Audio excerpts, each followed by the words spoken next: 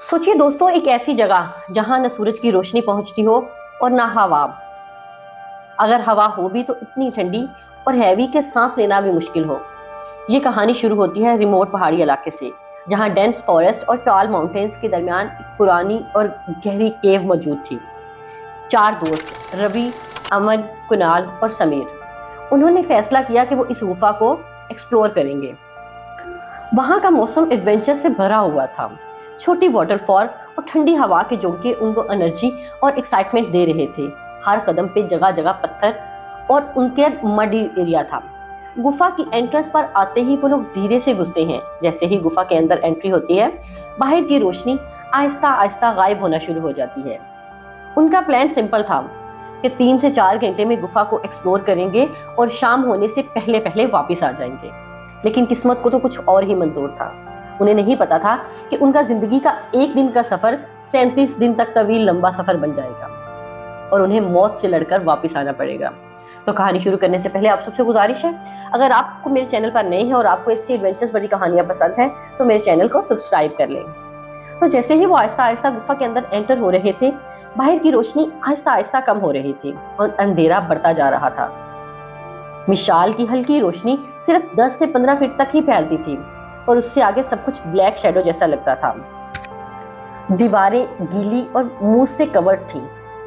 पानी की एक छोटी छोटी ड्रिपिंग की साउंड्स इको क्रिएट कर रही थी। और इतने टाइम में बाहर का मौसम बिल्कुल बदल चुका था। तेज बारिश शुरू हो चुकी थी और बारिश का पानी आहिस्ता आहिस्ता गुफा के अंदर एंटर होने लगा। उन्होंने इस चीज को नॉर्मल समझा, लेकिन उसी दौरान एक बड़ा धमाका हुआ, जैसे बिजली गिरी हो और गुफा के एंट्रेंस का दरवाजा टोटली तौर पर ब्लॉक हो गया। बहुत घबरा गए थे और बाहर जाने का रास्ता तलाश करने लगे। उन्होंने दीवार पर निशान बनाना शुरू कर दिए ताकि रास्ते की निशानदेही रहे।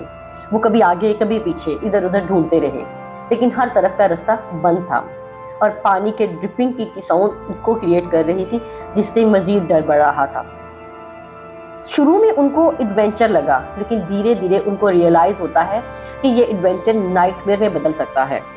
उन्होंने अपने एनर्जी बार्स, बिस्किट्स, चॉकलेट के टुकड़े और पानी केयरफुली डिवाइड किया ताकि एक लंबे अरसे तक इसको चलाया जा सके। समीर और कुणाल पहले से ही डरे हुए थे। वो हर कदम आहिस्ता आहिस्ता चल रहे थे। उनके अंदर एक्साइटमेंट के साथ साथ खौफ अब मजीद बढ़ने लगा था। शुरू में उन्होंने डिसाइड किया कि हर दिन कुछ लैंडमार्क करेंगे ताकि हमें दिन और टाइम का अंदाजा रह सके। गुफा के अंदर का एनवायरनमेंट हार्श था। ड्रिपिंग वाटर, मूस से कवर्ड वॉल, स्लिपरी फ्लोर और वीक मिसाल लाइट के साथ हर स्टेप डेंजरस था। हवा ठंडी थी और हर सांस उनके लिए मुश्किल बन रही थी। पहले दिन के एंड तक उन्होंने अपनी फर्स्ट नाइट इनसाइड गुफा स्पेंड की। फ्लोर पर अनइवन रॉक्स थी। रवि हर कदम पर अपने दोस्तों को मोटिवेट कर रहा था कि जब तक सांस है तब तक उम्मीद है। उन्होंने फर्स्ट नाइट वहां पे सरवाइव की। मिसाल की रोशनी और ड्रिपिंग वाटर की इको के साथ शैडो कभी कभी उनको क्रिएचर्स या ह्यूमन लगने लगे और उनके दिमाग पर हैवी होने लगे। गीले कपड़े, मड्डी फ्लोर, ठंडी हवा और अंधेरा उनके लिए कांस्टेंट डिस्कम्फर्ट और सर्वाइवल चैलेंज बन चुका था। हर कदम उनके लिए मुश्किल था। दिन गुजर रहे थे और गुफा का घना अंधेरा उनके लिए हर दिन कांस्टेंट कंपेनियन बनता जा रहा था। स्नैक्स और बिस्किट्स अब खत्म हो चुके थे। उन्होंने ड्रिपिंग वाटर का सहारा लिया और वहां उसको कतरा कतरा जमा करके पीने लगे। गीले कपड़े, अनइवन फ्लोर और रात मुश्किल उनके लिए हो रही थी।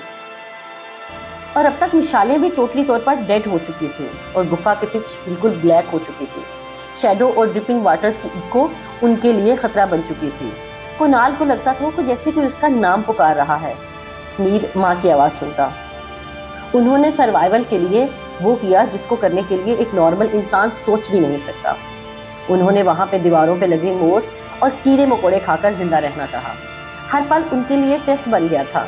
कभी शैडो मूव कर रहा है लगता है और कभी ड्रिपिंग वाटर की इको से ऐसे लगता है जैसे कोई उनको आवाज़ दे रहा है। हर एक पल जिंदा रहने की जिद और हर शैडो मौत का एहसास दिलाता है। फिर भी उन्होंने हिम्मत नहीं हारी। अंधेरे में एक दूसरे का हाथ पकड़कर चलते रहे और उन्हें एहसास हुआ कि होप ही उनका सबसे बड़ा वेपन है। अंधेरा चाहे कितना भी गहरा हो, भूख और ठंड चाहे कितनी भी क्यों ना हो, हमारा हौसला और उम्मीद जिंदा है, तभी जिंदगी भी जिंदा है। दिन आहिस्ता आहिस्ता गुजर रहे थे। ये गुफा उनके लिए एक जानी दुश्मन बन चुकी थी। उनका फिजिकल कंडीशन और मेंटली कंडीशन बहुत खराब हो चुका था। मसल्स फट चुके थे, एनर्जी बिल्कुल कम हो गई थी और हर स्टेप स्ट्रगल बन गया था। गीले कपड़े, मड्डी फ्लोर की वजह से ठंड उनके जिस्म को तोड़ रही थी। समीर को लगता है जैसे उसकी माँ उसके लिए खाना बना रही है। हर रात एक बैटल बन चुकी थी और अब वो एक जगह पर बेसुध होकर लेट गए और मौत का इंतजार करने लगे, क्योंकि उन्होंने जीने की उम्मीद छोड़ चुकी थी। सब होपलेस और साइलेंट बैठे रहते। स्टार्ट में तो वो एक दूसरे को अपनी कहानियां सुनाते थे, लेकिन अब उन्होंने बोलना भी बंद कर दिया था ताकि एनर्जी थोड़ी सी बचाई जा सके।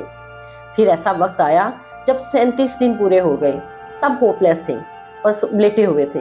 तब थक थक थक थक की आवाज से समीर की आंख खुलती है। वो देखता है कि शायद बाहर कोई पत्थर तोड़ रहा है, लेकिन उसे लगता है कि नहीं, ये उसका भ्रम है। पहले भी कई बार हो चुका था। इतने में उसका दूसरा साथी भी उठ जाता है और दोनों को वो आवाजें सुनाई दे रही थी, जिससे उन्हें पता चलता है कि वाकई कोई रेस्क्यू टीम आ जाती है। उसी टाइम में एक पतली सी रोशनी फ्लिकर करते हुए अंधेरे को चीर कर अंदर आती है। रेस्क्यू टीम को लग रहा होता है कि शायद अंदर के लोग अब तक मर चुके होंगे, लेकिन जैसे ही एक बंदा अंदर दाखिल होता है तो वो देख के हैरान हो जाता है कि एक चट्टान पर 4 लोग जिंदा लेटे हुए थे। उनकी सांसें अभी तक चल रही थी।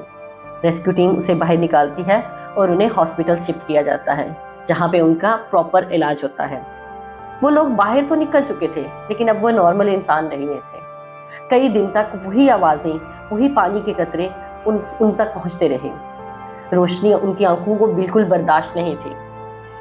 उन 4 लोगों ने ये तो सीख लिया था कि लाइफ कितनी भी मुश्किल क्यों ना हो, अंधेरा कितना भी गहरा क्यों ना हो, चाहे ठंड और भूख कितनी भी ज्यादा क्यों ना हो, अगर उम्मीद जिंदा रहे तो इंसान जिंदा रह सकता है। उम्मीद ही इंसान को जिंदा रखती है। 37 दिन के स्ट्रगल ने उन्हें फिजिकली तौर पर तो कमजोर कर दिया था, लेकिन मेंटली और इमोशनली अब वो बहुत स्ट्रांग हो चुके थे। दोस्तों, अगर आपको ये कहानी पसंद आई और आपने सीखा कि किस तरह से उम्मीद ही जिंदगी की असल ताकत है, तो चैनल को सब्सक्राइब करना मत भूलिएगा। आपका एक क्लिक मुझे और हिम्मत देता है और मैं ऐसी ही इंस्पायरिंग स्टोरीज लाती रहूंगी। Thank you so much for watching.